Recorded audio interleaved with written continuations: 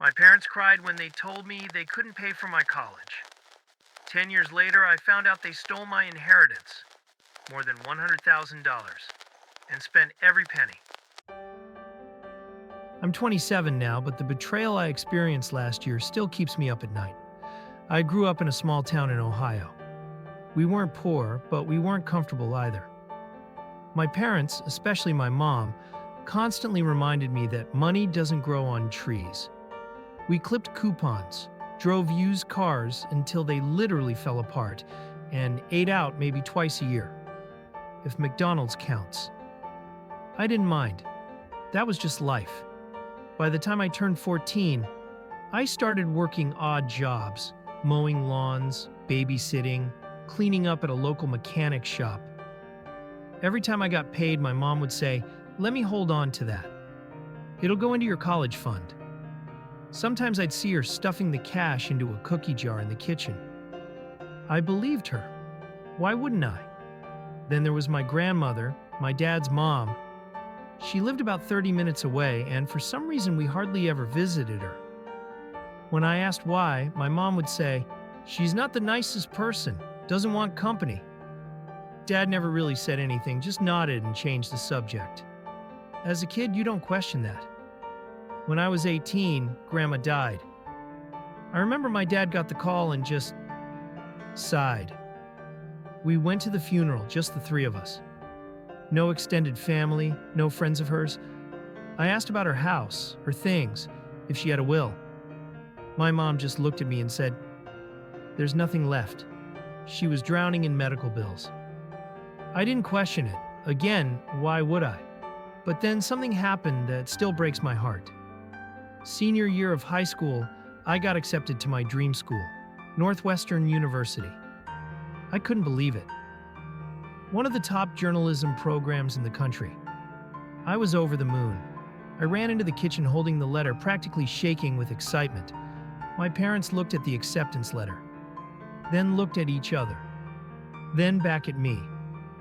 My dad put his hand on my shoulder and said, "We're proud of you, but we just can't afford it. Even with loans, it's too much." "I'm sorry, bud." My mom cried. I cried.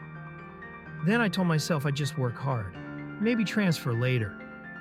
I ended up going to community college and then a state university. I don't regret my education, but that moment, turning down a once-in-a-lifetime opportunity because I didn't have the money, left a permanent scar.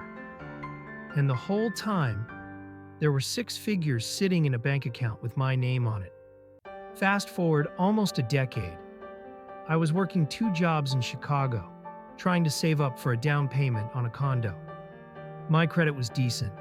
I was finally getting close to something that looked like stability. Then, during a meeting with a mortgage advisor, he asked me about a bank account I didn't even know existed. "You've had this account since you were 18.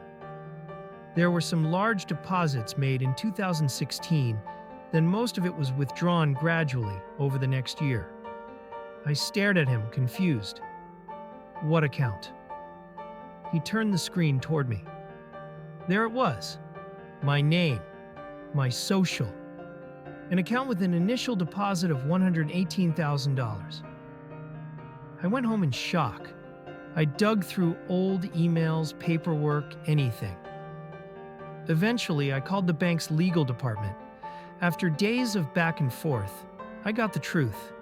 My grandmother left everything to me.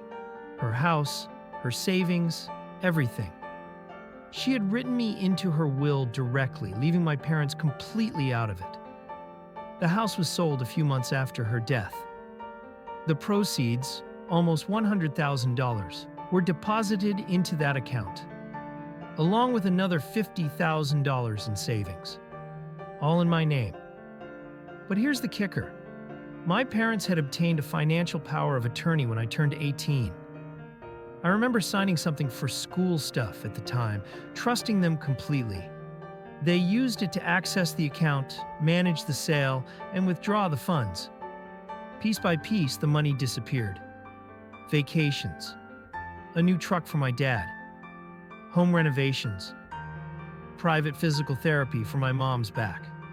None of it for me. Not a single cent. I confronted them. I drove down to Ohio and showed up unannounced. My mom opened the door with a smile. That smile disappeared fast.